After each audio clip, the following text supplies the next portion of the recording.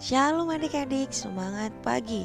Aku mau kenal Tuhan, aku mau cinta Tuhan melalui firman-Nya. Nah adik-adik, kita akan merenungkan firman Tuhan. Tapi sebelumnya mari kita berdoa. Tuhan Yesus, kami bersyukur pada pagi hari ini kami kembali lagi boleh bangun dan diberikan kesempatan lagi oleh Tuhan untuk merenungkan firman-Mu. Tuhan tolong kami supaya kami dapat mengerti dan melakukannya di dalam kehidupan kami. Terima kasih Tuhan Yesus, kami berdoa. Amin. Nah adik-adik, pada renungan sebelumnya kita sudah membahas bagaimana Daud menjadi raja atas orang Israel. Kemudian kita akan melanjutkan nih pada ayat selanjutnya di dalam 1 Tawarik pasal yang ke-11 ayat yang ke-4 sampai ayat yang ke-9. Lausa akan membacakannya pada ayat yang ke-5 dan ayat yang ke-9. Firman Tuhan berkata, penduduk Yebus berkata kepada Daud, engkau tidak sanggup masuk kemari. Tetapi Daud merebut kubu pertahanan Sion, yaitu kota Daud. Lalu makin lama makin besarlah kuasa Daud, sebab Tuhan semesta alam menyertainya. Nah adik-adik, pada bagian sebelumnya kita sudah merenungkan tentang Daud yang menjadi raja atas Israel. Nah pada bagian ini selanjutnya mencatat bahwa hal pertama yang dilakukan Daud setelah menjadi raja adalah merebut Yerusalem. Adik-adik, Yerusalem ini dibawa kekuasaan dari orang-orang Yebus. Orang-orang Yebus begitu percaya adik-adik dengan kekuatan benteng mereka, sehingga mereka dapat merendahkan Daud dengan mengatakan bahwa orang buta dan timpang pun bisa menjaga mereka dari serangan Daud. Wah adik-adik, mereka terlalu menganggap remeh Daud ya. Tahu kenapa adik-adik? Karena pada waktu akan direbut oleh Daud, Yerusalem adalah sebuah benteng yang kokoh. Lalu kemungkinan juga Daud pergi menaklukkan daerah ini dengan jumlah tentara yang tidak terlalu besar, yang hanya sedikit saja, karena ada bahaya ancaman dari musuh utama mereka, yaitu orang Filistin. Membuat seluruh kekuatan tentara Israel tidak mungkin adik-adik dikerahkan untuk menyerang orang-orang Yebus. Jadi tentaranya Daud dibagi. Ada yang pergi menyerang orang Yebus, tetapi juga ada yang berjaga-jaga di Yerusalem.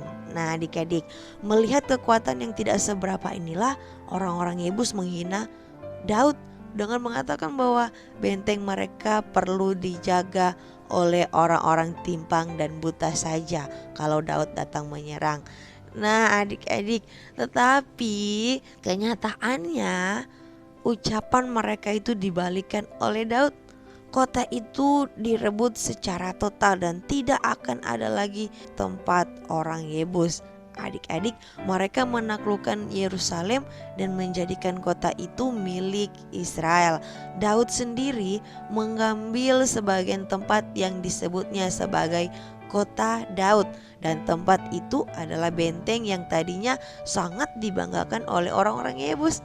Direbutnya Yerusalem ini sangat penting adik-adik, karena kota itu akan menjadi tempat didirikannya bait suci. Yerusalem akan menjadi pusat pemerintahan Daud dan pusat peribadatan kepada Allah.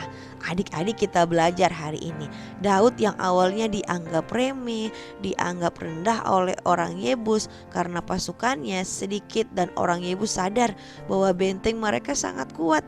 Jadi tidak mungkin mereka akan kalah dari Daud. Tetapi karena Tuhan di pihak Daud, Tuhan yang membela Daud, Daud melakukan apa yang benar. Akhirnya orang Yebus dikalahkan dan Yerusalem pun diambil alih oleh Daud. Adik-adik, melalui kisah ini kita dapat pelajari bahwa mungkin ada hal-hal tertentu dalam diri kita yang lemah, sehingga teman-teman menganggap remeh kita, menganggap rendah kita. Entah itu karena kita susah mengerti pelajaran, entah itu karena status ekonomi keluarga kita, ataupun bisa saja karena fisik kita.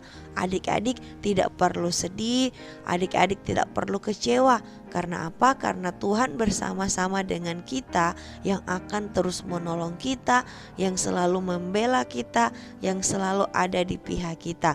Tuhan yang akan membela kita dengan caranya.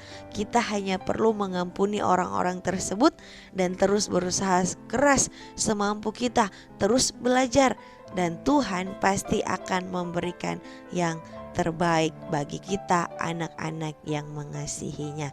Adik-adik, Tuhan selalu berserta dengan kita. Tuhan akan terus memberikan yang terbaik untuk kita. Amin. Untuk kebenaran firman Tuhan, mari kita berdoa. Tuhan Yesus, kami bersyukur pada pagi hari ini kami kembali lagi boleh merenungkan firman Tuhan. Kiranya Tuhan memberkati, biarlah firman-Mu ini dapat kami lakukan di dalam kehidupan kami, sehingga kami bisa menjadi anak-anak yang sungguh-sungguh mengasihi Tuhan, sungguh-sungguh melakukan kebenaran firman Tuhan di dalam kehidupan kami.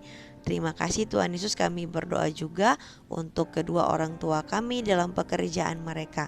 Tuhan senantiasa menolong dan menjagai mereka. Terima kasih Tuhan Yesus, kami berdoa. Amin. Nah adik-adik, demikianlah renungan kita pada pagi hari ini.